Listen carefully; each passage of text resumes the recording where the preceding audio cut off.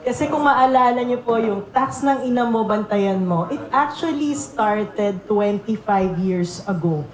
Nung sinimulan natin yung kampanya para i-reforma yung BIR. Noon, unang-unang na-i-file sa Kongreso yung Revenue Tax Authority Bill. Sabi ni Mon, high school pa lang siya noon. Ako po kakagraduate pa lang ng master sa economics at ito yung topic ng pinag-aralan ko. Noon pa lang po sinusulong na natin. Yung mundo, sinimulan ng i-reforma yung kanilang mga tax collecting agencies 2 decades ago. Tayo parehas pa rin. Bakit po very timely to ngayon? Kasi kung titingnan nyo, madalas ating pag-usapan yung budget. Taon-taon lumalaki. Ang pakiramdam nating mga Pilipino, overtaxed, underserved. Sa budget natin every year, 1/3 ay napupunta sa debt servicing. Meaning, mas malaki ang ginagasta natin kaysa sa revenue na nakokolekta ng gobyerno. Sa total budget, 20 to 25% napupunta sa korupsyon. So pag pinagsama mo yung korupsyon, debt servicing, pasweldo sa gobyerno, magkano ba talaga sa total budget natin ang napupunta pa sa development? Ang napupunta pa para sa tunay na serbisyo para sa mga Pilipino. Alam niyo po, ang isa pang nakakalungkot, kapag tinignan niyo ang history ng Pilipinas at tuwing aabot tayo sa punto ng pag-uusapan ay palaki ng palaking utang, ang response ng gobyerno, itaas ang tax. Kaya po ang VAT natin naging 10%, naging 12%. Pero matagal na po nating pinapanawagan na hindi lamang pagtataas ng tax ang solusyon para ayusin ang fiscal posisyon ng gobyerno. Ito po yung binabanggit ni Mon na napaka-importante yung aspeto ng tax administration. Pero hindi po yan maaayos kung very political ang nature ng ating tax authority. Kaya importante yung pagtatayo ng isang independent revenue authority na pwedeng humabol at mag-tax kahit sa mga corrupt na politiko. Kasi kung hindi po ganun ang gagawin natin, patuloy na middle class, mga manggagawa ang makukolektahan ng tax ng taong bayan. Ang isa pa pong importanteng maikabit dito ay yung pagpapalakas ng taxpayers advocate. Alam niyo po sa ibang bansa ay may taxpayers advocate office. Ano yung ibig sabihin nito? Ito yung opisina na independently nire-review yung revenue authority nila kung tama ba, risk-based nga ba ang targeting ng mga taxpayers. Tama nga ba yung proseso ng pag-audit? Sa Pilipinas, wala pong ganon.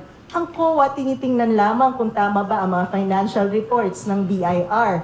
Ang DOF may supervisory power in terms of policy, pero kung tama ba ang operation ng BIR at napoprotektahan ba ang karapatan ng mga taxpayers, wala po nun. Bakit ko ito binabanggit? Very concrete example. Pinag-uusapan natin ang VAT. Kapag po nangungulekta ng VAT, ang mga firms natin, MSME, entitled din po sila sa input VAT. Meaning, kinolekta namin yung VAT mula sa mga nag-consume ng produkto, i-reimburse naman kami ng BIR sa input VAT. Napaka-importante po, katulad ng sinasabi ni Mon, sa investors, yung credibility ng institusyon natin. Mayroon bang credibility ang institusyon kung yung huling reimbursement ng input VAT ng mga firms natin sa Pilipinas ay noong July 2025 pa?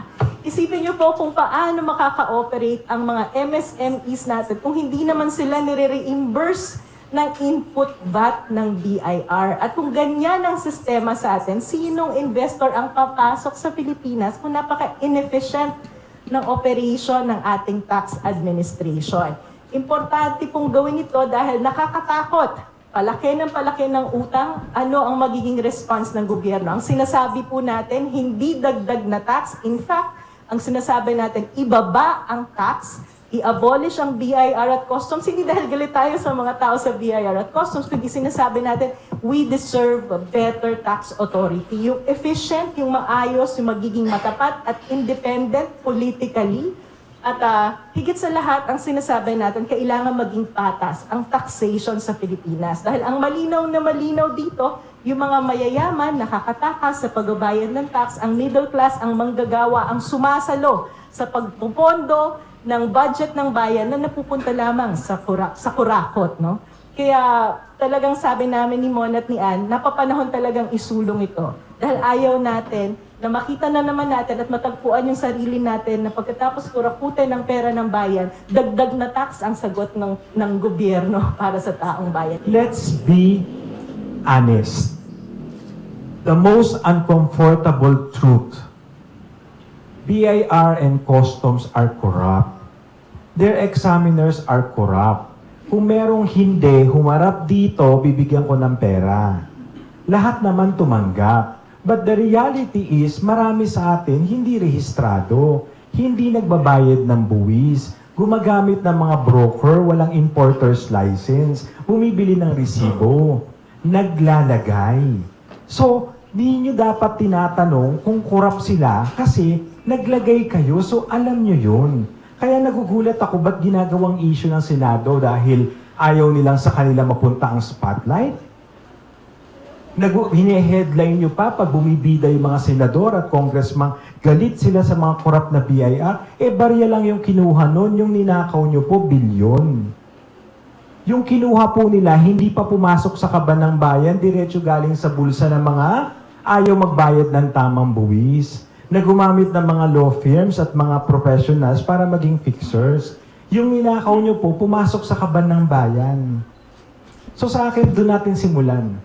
O ngayon mag-usap na tayo. Facts ulit. So let me begin. Meron po tayong slide at makakakuha po kayo ng kopya kasi ang gusto po namin ang mailabas nyo sa balita at malaman ng taong bayan yung mga datos na ayaw nilang gabitin.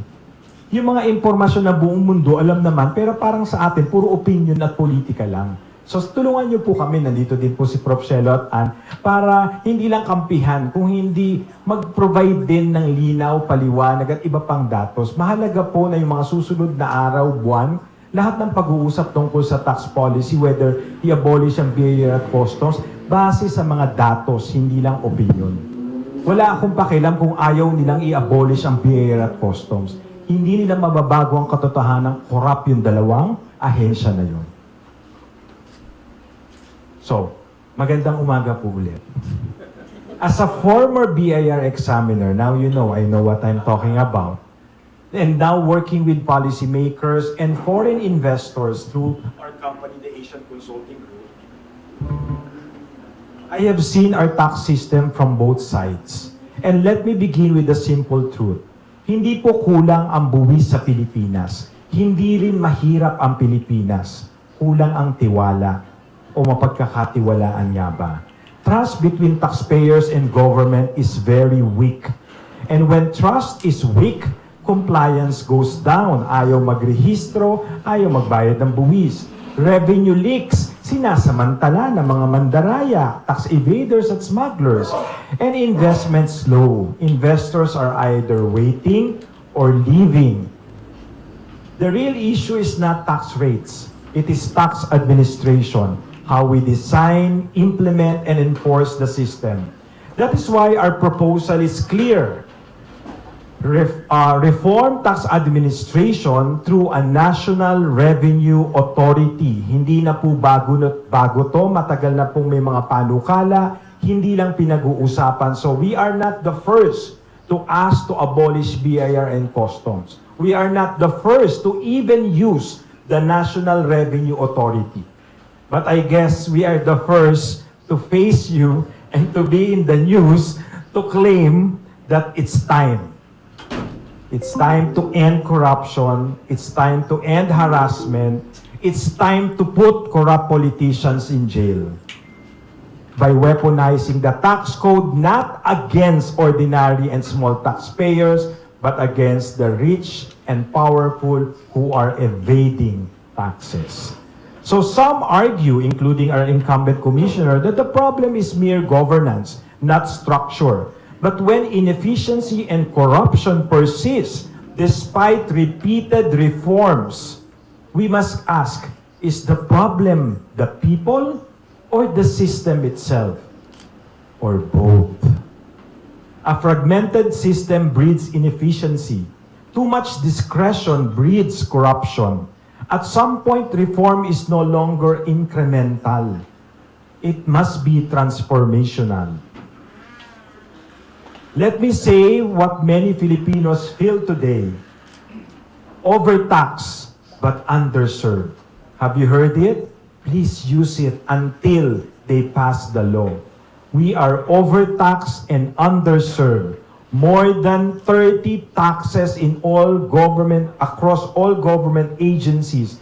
Bawat bintana at pintuan may fees na sinisingil. Bawat labas at pasok sa Pilipinas may tax na sinisingil. We pay multiple taxes, iba-iba ang tawag. Income tax, value added tax, percentage tax, excise tax, estate tax, local taxes, plus compliance costs at malupit, marami pang penalties. Kumbaga, pag tayo ang na-delay magbayad, may penalty. Pag sila ang na-delay magbayad, tatakbo sila sa susunod na eleksyon para ituloy yung project. Yet, many still ask, nasaan ang serbisyo? Para saan ang buwis? Saan napupunta ang buwis? This perception matters. When people feel the system is unfair, compliance breaks down. Paying first world taxes but receiving third world services. Hindi buwis ang problema. Ang sistema ang may butas. This is not a mere collection problem. This is a system design problem. A system that leaks, a system that allows discretion, a system that enables corruption. Paano nangyari ang isang maliit na negosyo may 1 milyong kita na-assess ng 100 million at kapag naresibuhan, 100,000 pesos. Paano nangyari yung isa biglang naging bilyonaryo pero net loss, walang binayarang buwis?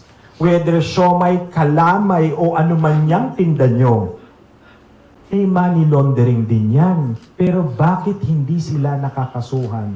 Ang mga government contractors required annually tax clearance. Ibig sabihin, i-audit kung nagbayad ng buwis bago makasali sa government bidding. And for the last 10 years, patuloy na nakukuha ng kontrata. Huwag nating kalimutan ng Pharmally kung saan ako ang naging tax resource person. Pati ang mga shareholders, walang TIN number. And yet, bilyon-bilyon ang kontratang nakuha sa gobyerno. At yung mga sangkot na politiko, nanalo pa sa sumunod na eleksyon. So, mga kaibigan namin sa media, datos, information, facts. Sana tulungan nyo kami na yan ang ipaintindi at paalam natin sa taong bayan. Kasi sa darating na eleksyon, ang daling baguhin na naman ng narrative. So, corruption, let's look at the global data. The Philippines, the recent report of the Transparency International, we also work with them in publishing our first book, Reimagining the World Without Corruption. Philippines scored 32, ranking 120th globally. We lag behind our ASEAN peers for the last 10 years. CPI score, ang highest natin, FYI. 100 is walang corruption. 0 is super corrupt. Tayo 32. Ang highest score natin, panahon ni Pinoy. 38! Panahon na ni Pinoy yun ha, 38. So we are not saying gawa-gawa to ngayon lang. Matagal na siya.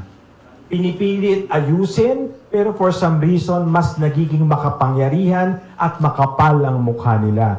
Kanina lang nabanggit ni Wilson, tama ka Wilson, Al Capone case. Kung hindi natin sila mapakulong sa plunder at graft and corruption, pwede silang kasuhan ng tax evasion. Alam nyo na kung saan ang mga bahay nila. Alam nyo ba magkano ang sweldo ng congressman? Wala pang 300,000 per month. Paano sila nakabili ng bahay sa Forbes? Sabi nung isa, ano daw siya, successful na corporate lawyer. Bakit po mas malaki pa yung tax na binayaran ko sa'yo? Hindi ko naman sinabing successful na accountant ako. Sana yung kwento, nagtatagni, nagmamatch. Okay lang, sige, mag-flaunt ka, magyabang ka. Magbayad ka buwis. Huwag mo kaming paandaran. At ito, walang apelido, walang politika. Kahit sino ka pa. Whether public-private citizen ka na may negosyo, or politiko ka. Kung hindi ka nagbabayad ng buwis, dapat kasuhan ka. We lag behind, and for investors, this CPI or Corruption Perception Index is very important because it means corruption increases risk. It increases cost of doing business and reduces predictability. Corruption is not just a governance issue, it is a competitiveness issue. And tax administration is one of the most viable areas where the risk exists. That's why we publish an open letter to the President, not to criticize, but to support the reform. And we recognize the progress that has started. We see movement forward, risk-based audit, ease of doing business reforms, review of outdated taxes like the travel tax na nasama po sa priority bills. We acknowledge this, but these are small wins. These are important steps, but we respectfully submit. Hindi sapat ang barya, ang incremental reform. We need a system reform. So all of you will be receiving a copy of the open letter and the draft bill, and they were all sent to the Office of the President, the Senate, the Congress, the Department of Finance. I personally gave a copy to BIR Commissioner Charlie Mendoza yesterday, just to show that this has nothing to do with them, with the current leadership. This is a systemic problem. Our proposals are guided by three principles: reduce the burden on Filipino people, improve collection without new taxes, and attract investments while protecting MSMEs. And this includes removing outdated taxes, rationalizing VAT, and providing income tax relief. Hindi dagdag buwis kung hindi mas maayos na sistema. So simulan natin sa travel tax, kasi ito na yung nasa priority bill. The Philippines is the only ASEAN country with a travel tax. Alam niyo po ba yon? This was designed in a different era, martial law, 1977, kung saan hindi pinagbabawal pero dinidiscourage ang pagbiyahe sa ibang bansa para hindi lumabas ang dolyar. 2026 na anyari. And if they claim that this is for tourism infrastructure, sana po gumaan at bumaba ang halaga ng pag-travel sa Pilipinas. Dahil hindi naman. So, if the issue is budget, magaling naman kayo mag-insert. But hindi nyo na lang insert ang budget sa tourism infrastructure. So, we propose to abolish the travel tax. Hindi na po siya kailangan because we want to encourage Filipinos to travel the world, to learn, to see, and to dream. Para tumaas-taas din ang standard natin. Kasi mukhang pababa ng pababa. And today, it makes us less competitive. So, reform here is important, but it is only a small part of a bigger picture. Why? Because tourism is more than a 2 trillion industry. Yan po ang dapat sinusuportahan ng DTI, ng Department of Tourism, at DPWH, pati ng transportation, para mas madali at hindi magastos bumiyahe sa Pilipinas. Removing travel tax may reduce revenue, 7 to 8 billion. But the solution is not to tax travel. The solution is to invest in infrastructure and reduce traveling around the Philippines. Policy should enable growth, not restrict it. Ngayon, punta tayo sa isa pang malungkot na balita, the foreign direct investment. It has declined or dropped by 50%. And sa ranking ng FDI, if you will look at it, buti na lang po may Laos at Hello Cambodia. Kung hindi, bottom line tayo. We continue to trail ASEAN peers. For investors, the issue is no longer incentives, but it is reliability, integrity. We need to further improve not just ease of doing business, but also ease of paying taxes. Kaya nga ang panawagan namin sa BIR, huwag nyo nang bulabugin ang mga locators kasi nagmamarites din ang mga investors. They talk among themselves, and when we were in Europe, German, French, Spanish investors, they were saying, it's very costly to deal with your government, especially with BIR and customs. Why do they keep auditing us when we were granted tax incentives? Why do they keep penalizing us for documents that they keep asking when everything should be automated already? Nakakahiya po, binibenta natin yung Pilipinas, and yet, yung mismo mga nag-invest na dito at nagne-negosyo dito, pinapahirapan ng BIR at customs. That's why digitalization is important, but it's not the only solution. Kasi kung corrupt pa rin yung mga tao at yung sistema inaalaw pa rin siya, parang in-automate mo lang din ang corruption.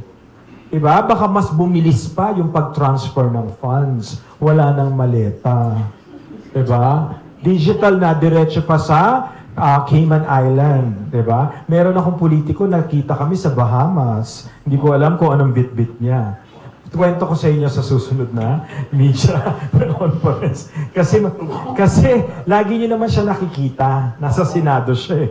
Diba? So, that's why, how would they rate us if we ask these investors or foreigners? Will they promote the Philippines? Because foreign tourists and investors are exactly the ones promoting Vietnam and Thailand to their friends and family. And I remember, this is another experience when we were in Poland and even in Warsaw and in Paris. We met a couple and they said, the CEO said, Prof, I learned about Vietnam because of my wife. Oh, I learned about Bali because of my wife too. I learned about Bangkok because of my daughter. Wala nagsabing I learned about the Philippines. Ibig sabihin, travel, tourism is directly connected to foreign investments.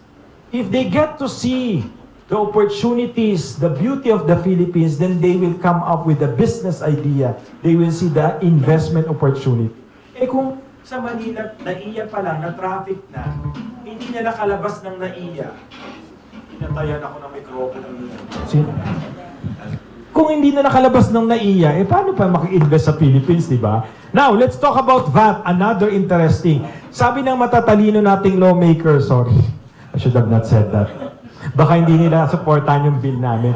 Matalino naman sila, especially si Congressman Miro Kimbo, kaya Miro, galaw-galaw. So, i-abolish daw ang VAT. Eh, sira ulo pala kayo, saan tayo kukuha ng pondo at sweldo nyo? But we can reduce value-added tax because, yan, ASEAN ulit, para maganda. We have the highest VAT rate. Number 1 at 12%. And bottom in terms, or the last in terms of collection efficiency. Ang average po sa ASEAN, 57% collection efficiency. Ang Pilipinas, sa dami ng smuggler at mandaraya, yung microphone, inaaway ako. 35 to 40%. Ibig sabihin, kahit ibaba mo pa na, itaas mo pa ng 20% ang VAT, it doesn't matter. Hindi mo makokolekta lahat. The same way, kahit ibaba mo siya ng 8%, kung mag-i-improve ang collection, then ma-offset yung mawawalang revenue. But you know, again, let's talk about the uncomfortable truth. Yung mga VAT exemptions po ng PWD at senior citizen, naaabuso din. At hindi po rin siya patas. Si senior citizen sa Rockwell, ang laki ng discount at VAT exemption sa mga department store, mga branded, mga labels at restaurants. Yung nanay ko sa Pampanga, sa palengke lang bumibili, wala siyang discount at VAT exemption. Patas po ba yun? Why can't we just give them direct subsidy, health care, free access to medication, a voucher for medicine? Kasi yun po ang kailangan ng mga lola natin, ng nanay ko. Why can't we give them a coupon where they can use it sa basic needs nila or pambawas ng electricity? Alam niyo po ba sa probinsya, karamihan hanggang ngayon ang nagbabayad ng kuryente, yung mga lolo't lola. Kasi yun yung tulong o contribution nila doon sa pamilya ng anak nila at dahil nakikitira sila. So may share pa rin siya. Why don't we give that kesa senior citizen discount and VAT exemption na disproportionately benefiting the rich? Yung nasa Forbes, sa DASMA, versus yung mga lola natin sa probinsya. Ganon din ang PWD. Alam niyo po ba, ang PWD ID, LGUs ang nag-i-issue. So, vote buying. Sinong gusto ng discount? Eto na ang PWD. May magagawa ba ang mga restaurants? Wala. Kasi may penalty pag hindi nila binigay ang discount at VAT exemption. So, again, itong mga leakages na to, populist eh. Masaya tayo, iboboto natin sila pagka, nung pinasa to. Pero pag inalis to, magagalit tayo, entitled na yung mga PWD senior citizen. But what we're saying, we can replace it with a better benefit na mas targeted at hindi naaabuso. So the VAT reform message is simple. Improve efficiency through digitalization, reduce leakages, rationalize exemptions. Ang sabi ni World Bank, umaabot ng more than $500 billion ang nawawala sa atin sa dami ng exemptions. Eh yung pag-reduce ng VAT from 12 to 10, ang estimate revenue loss nasa 300 billion lang. So imagine if we can really improve the collection, reduce, if not totally remove all the exemptions, bayanihan, hindi naman pwedeng, hindi, gusto ko exemption ko. No, we have to think of the country, of the everyone. Nakikinabang ba yung dapat makinabang? So, distorted and equitable siya. So, punta tayo ngayon, ito yung magandang balita para sa inyo. Meron ng ginhawa bill si Senator Win Gatchalian, but we want to be more ambitious. Ito na yung slide 11. Sa income tax relief, we are proposing to increase the income tax exemption of individuals, kasama po kayong lahat, from 250,000 pesos na hello, baryang-barya, kaya tayo third world na third world, ganyan ang trato nila sa atin, to increase it to 1 million tax-free income. Every Filipino should be entitled for a 1 million income without paying any taxes. Ang Singapore po, they gave up to 3.6 million pesos or 80,000 Singaporean dollars as a relief. Since COVID until now, may child care support, may health care, puro coupons and tax relief. Sa Pilipinas, 250,000 na nga lang, pero sa dami ng babayaran mo at inflation, kinain na. So we demand for a 1 million tax-free income. This will increase consumption and growth. Ibalik natin ang kita at kapangyarihan sa taong bayan. Now, the tax system is imbalanced. If you will look at the chart, 83% of our personal income tax galing sa manggagawang Pilipino employees. 83% galing po sa BIR yan.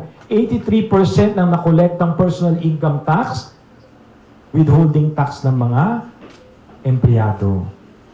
Tanong nyo magkano ang binayad ng mga lawyers, licensed professionals, o kasama niya sa Kongreso. Yung may mga successful lawyers, 4%. At yung mga sole proprietors na nagrehistro, kasi maraming ayaw magrehistro, 13%. So imagine that, the burden given to our employees. Kaya ayaw itaas yung exemption kasi talaga mabilis yung pagkawala nung koleksyon. Kasi captured sila, wala silang choice, withheld at source. But again, this is not fair, this is not equitable. We must shift enforcement to high-risk taxpayers para sila yung mapagbayad natin. Our principle is clear. Tax the right base, not the easiest target. In short, tax the rich, not the poor, not the MSMEs. Focus on tax evasion, smuggling, corruption, hindi yung non-compliance, walang books of accounts, hindi nag-issue ng resibo, may bura yung resibo, kulang ng address yung resibo. Talaga ba, BIR? Tax 101 tayo. If we want collection, let's go after the big fish. Now, since we're talking about big, kailangan ng koleksyon ng gobyerno. Ang OECD kakabisita lang sa atin. Ang tanong ko nga kay Commissioner, hindi nyo ba pinag-usapan yung global minimum tax?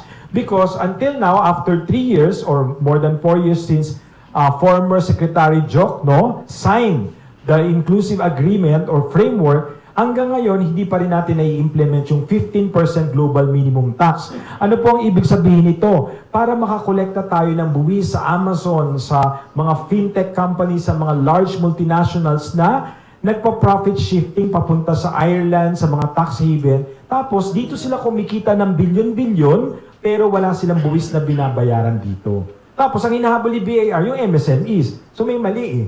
So yung malalaking multinationals, hindi nagbabayad dito, pero wala tayong magawa. So we urge the Department of Finance to prioritize adopting and implementing the OECD 15% global minimum tax. Other countries collect the tax. Otherwise, other countries will collect the tax. As usual, we're lagging behind again. Vietnam, Thailand, and several countries in Asia have adopted and implemented the global minimum tax. So estimated foregone revenue, dahil busy ang Kongreso at Senado sa pamumulitika, almost 200 billion ang foregone revenue.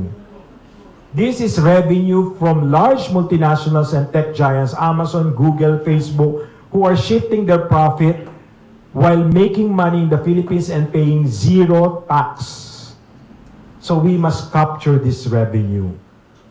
Now, let's go to the core message of this conference.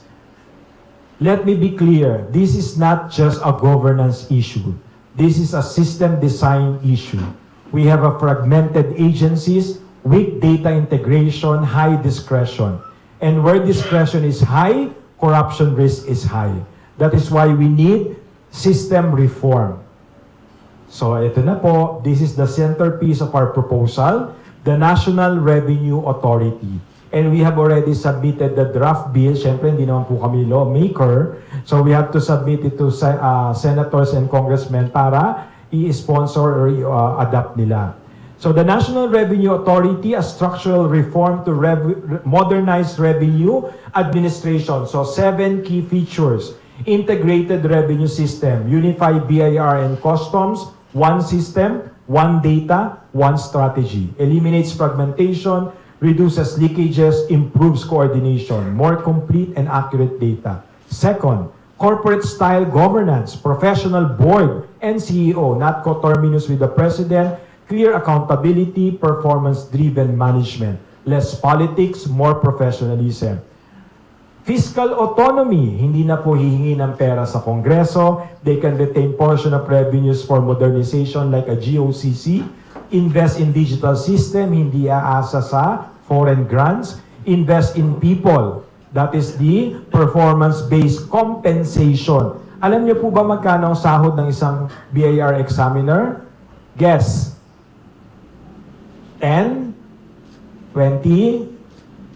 25. So that's 25 to 30,000 pesos.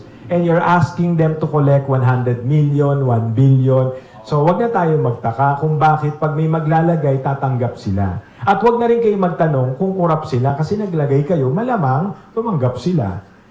At yung mababang sweldo na yon, that's also the reason why yung mga gustong maging matino, hindi pumapasok sa BIR. Yung gusto ng easy money, magka-kotse kagad, magka-kondo, mag-examiner ka. Ako na nagsasabi sa inyo, in 3 months, success. Pag sinwerte ka in 1 week, pag jumakpat ka sa unang araw mo, pak, 1 million. Bakit? May willing maglagay, nagulat pa kayo. Sabi nga ng isang kaibigan ko nakatira sa Forbes, sabi niya, Mon, ang kapal na mukha ng BIR examiner, nagbibigay ng seminar, Birkin na bag. Alam mo ba kung magkano yun? Magkano yung Birkin? Mga 3 million. Sabi ko, di ba naglagay ka last week ng 2 million? O hindi ko nagbayad nun? Ganun ba yun? Malamang, hindi naman nila ibabangko yan. Hindi naman sila tanga. Diba? So, kaya dito sa National Revenue Authority, talagang professional, maayos ang sahod, mas mataas sa BSP, hello. Yung BSP nag-print lang ng papel eh. Yung BAR nangolekta. So, dapat sila mas mata. Siyempre, bias ako. Dati ako examiner. Nung examiner po ako, 2009, 5,000 pesos po every payday. So, it reduces corruption, reduces corruption incentives. Kailangan maayos ang benepisyo ng mga tao. So, what happens dun sa mga tao? They will be offered an early retirement. But they will also be given the option to move to the new agency. But again, may proseso. At syempre, mas madaling kasuhan kapag gumawa ng mali. Kasi ngayon, parang sabi nga, buti na lang, may 21 daw na kinasuhang BIR examiner. Alam niyo po ba ilan ang BIR examiners? Less than almost 5,000. So, ang sinasabi mo sa akin, 21 lang yung corrupt. So, ano nangyari doon sa 4,900 something? So, hindi fair. Sabi naman ng isang mambabatas, hindi ko napapangalanan. Dapat may masampulan, may makulong. Ay, naku po, Senator. Naku po, yan din po ang gusto namin. Sana may masampulan, may makulong na senador. May makasuhan na tax evader. Parehas po pala yung wish natin, magkaiba lang ng tao. Kasi bakit gugustuhin mong sampulan yung BIR examiner? Ang liit lang niya. Yung ninakaw namang congressman at senador, mas malaki. So again, ang punto dito, hindi nga yung amount yung accountability. Yung examiner, bihirang-bihira ako na po magsasabi sa inyo kasi mamaya meron din kaming live na nakafocus naman sa corruption ng BIR audit. Bihira po na ang BIR mismo yung manghaharas. Madalas, nahaharas talaga yung taxpayer sa dami ng requirements. sa laki ng assessment at hindi alam ang gagawin. Or may fixer siya na kumakat din. Madalas, napag-usapan na nila yan o alam na nila yan. Kaya nga, systemic yung problem. At hindi siya ma-address ng performative na Blue Ribbon investigation. Na yung nagtatanong, may kaso din. Diba? Kayo na lang, sige. Tapos imbitahan pa ako. Damay niyo pa ako dyan. Si Parmaling, hindi pa ako nakamove on. Wala pa nakasuhan kahit isa. Walang nakasuhan. Tapos nag-number 1 pa sa Senado yung, next. Strengthen. Ito para kay digitalization and risk-based audit. So pinakamahalaga talaga is, hindi bulabugin lahat ng taxpayers. Kaya sabi ko kahapon kay Commissioner, dalawang bagay po, BAR Charlie, ang gusto kong maramdaman namin. Una, hindi kami dapat ino-audit ni BIR kasi ordinaryong taxpayers lang kami. Yun po ang unang magpapatunay na may pagbabago kapag hindi na ino-audit ang mga ordinaryong MSMEs. Pangalawa, pag may nakasuhang korap at makapangyarihang politiko. So, ulitin ko po. Yan sinasabi nilang risk-based, maniniwala kami dyan dahil sinusuportahan namin yan. Kung hindi na ino-audit lahat, hindi po pwedeng paramihan, pakyawan.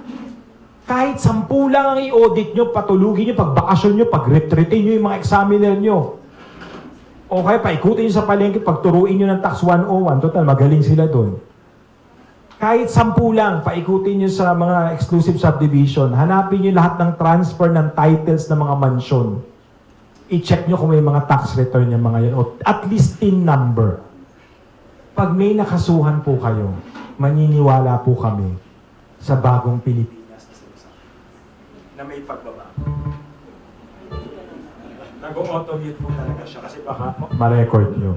Okay? So, that's why digitalization may come a while, may take a while, but the risk-based, pwede dapat datin maramdaman kagad dyan. Walang ordinaryong maliliit na taxpayers ang dapat ino-audit. Kahit nagkamali yan, hindi sapat. Mas malaki pa yung cost mo kaysa sa impact. Strengthen enforcement, better access to data, of course, lifting bank secrecy para talagang mahabol ang mga big-time tax evaders, smugglers, and money launderers. Kaya nga nagulat ako Paano nangyari na may mga naglo-launder ng pera in disguise sa mga biglang lumaking kumpanya at successful na entrepreneur, whether beauty products yan o pagkain yan. Tapos hindi sila na-audit ni BIR.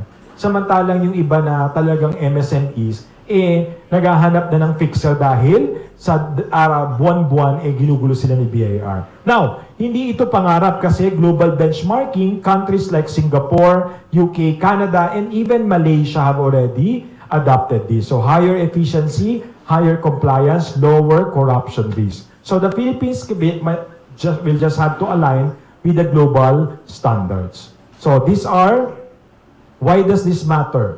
For policymakers, higher revenue efficiency. For investors, predictability and transparency. For Filipinos, fairness and trust. Because tax administration reform is an economic and investment reform. And reimagining the world po. One of my courses in Harvard was corruption, finding it and fixing it, which led me to writing and publishing the Reimagining the World Without Corruption. And this book is now available at the US Library of Congress. So ano pong mahalaga dito? The experience shared there is not just the Philippines. But Philippines is one of the case study. Kasama po dyan sa libro na yan, yung case ng Pharmaly. So if you are interested, it's available also on Amazon Kindle. And what our experience in the Philippines is no different. As a developing country, we have more challenges, but we also have so much opportunities to improve and become better if we will face our problem and not look away. So ito po ang gusto naming sabihin. Kung gusto nating umangat, kailangan nating ayusin ang sistema. At handa po kaming makipagtulungan sa gobyerno dahil naniniwala kami na governance is a shared responsibility. And that's what we've been doing in promoting the Philippines.